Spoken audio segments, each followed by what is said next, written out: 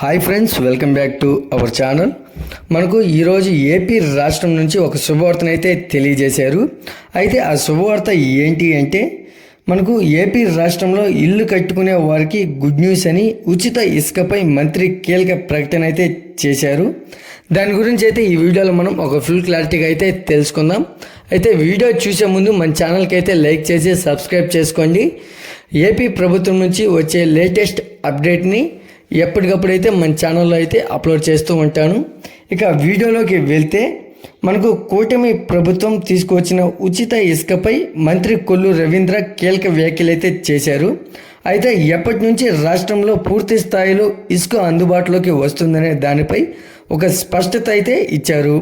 అయితే మనకు అక్టోబర్ 15 నుంచి ఇసుక పూర్తి స్థాయిలో అందుబాటులోకి వస్తుందని మంత్రి రవీంద్ర వెల్లడించారు.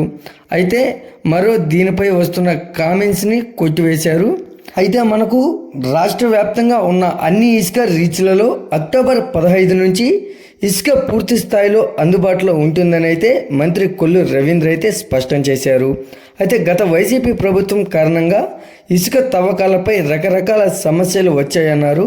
అయితే తాము త్వరలోనే పేదలందరికీ ఉచితంగా ఇసుక అందిస్తామని, ఇసుక సమస్యలు పరిష్కారం అవుతాయని అయితే హామీ ఇచ్చారు.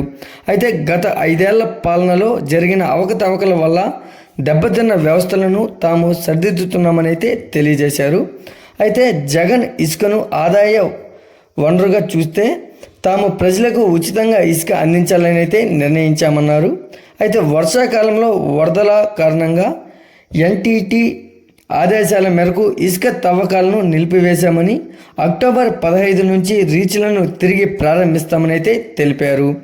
అయితే అలాగే బోట్మెన్ సొసైటీలు, పట్టా భూముల్లో కూడా ఇసుక తవ్వకాలు చేపడతామని, రవాణా ఛార్జీల సమస్యను కూడా పరిష్కరిస్తామని అయితే తెలియజేశారు. ఈ వీడియో కనుక నచ్చినట్లయితే లైక్ చేసి సబ్స్క్రైబ్ చేసుకోండి. మరొక లేటెస్ట్ అప్డేట్తో మీ ముందుకు